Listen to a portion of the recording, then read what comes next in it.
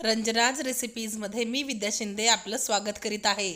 आज आपण पाहणार आहोत मसाला पाव। चला तर मग रेसिपी पाहूयात। एका पॅनमध्ये आपण घालूया आता तेल आणि त्याच्यामध्ये घालूया थोडंसं बटर।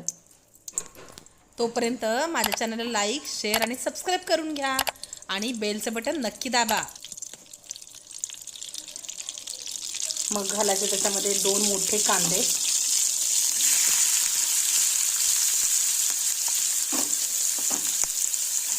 हे ब्राऊन होऊ द्यायचे नाहीये। खूप वेळा काय होतं, आपल्याकडे पाव उरतात, मग त्या पावाचं काय करायचं हा प्रश्न पडतो।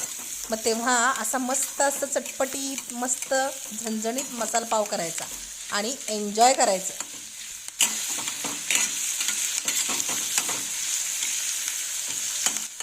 कांदा आपल्याला गुलाबी रंगावर परतून घ्यायचा आहे।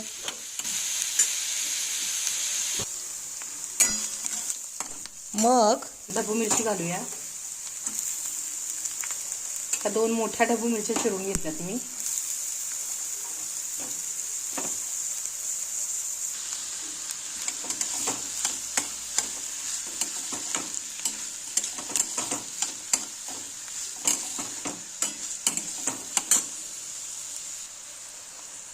आता घालूया थोडंसं चिरलेला लसूण आणि आलं।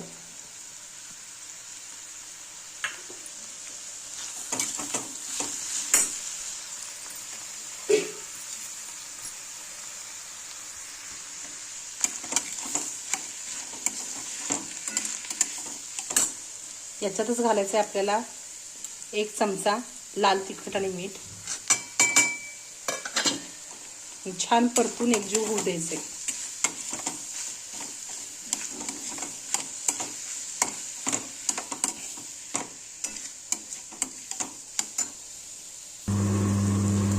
आता घालूया टोमॅटो, ते अगदी एकजीव होऊन असं शिजू द्यायचं छान असं। एकदम पूर्ण गीर झालं पाहिजे सगळं त्याचा।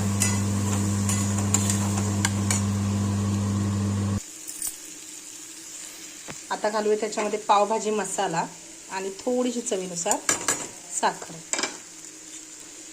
हा 2 चमचे पावभाजी मसाला घेतलाय मी आणि हे छान असं थोडंसं पाणी घालायचं आणि छान मिक्स करून घ्यायचं। पाणी घालून शिजवून घ्यायचं छानपैकी। घालूया कसुरी मेथी,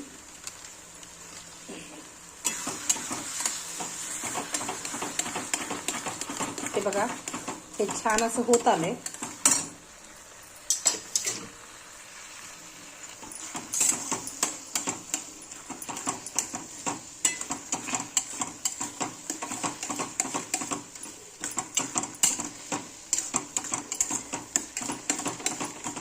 आपला मसाला रेडी होत आलेला आहे।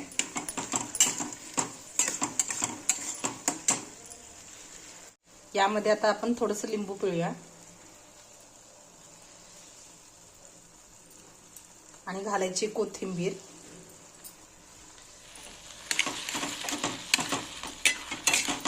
आपला मसाला रेडी आहे।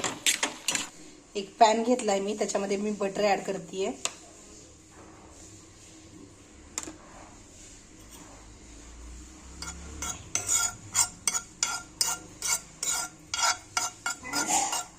आता घालूयात त्याच्यामध्ये थोडासा पावभाजी मसाला,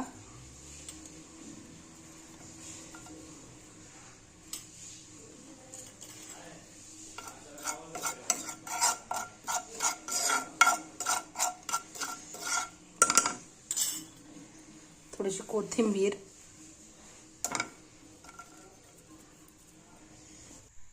पाव आपले आपण मध्ये कट करून घेतलेत आणि नंतर आपण या पॅनमध्ये घालून घेऊया।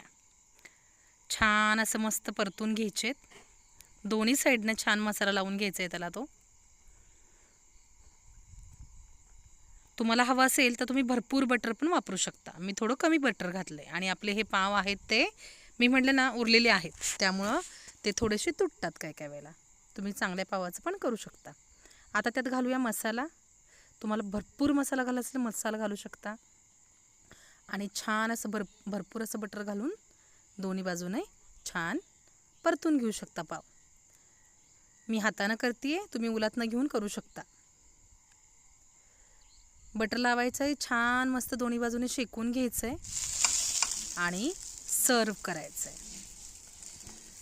खाण्यासाठी तयार आहे मस्त असा चटपटीत झणझणीत मसाला पाव.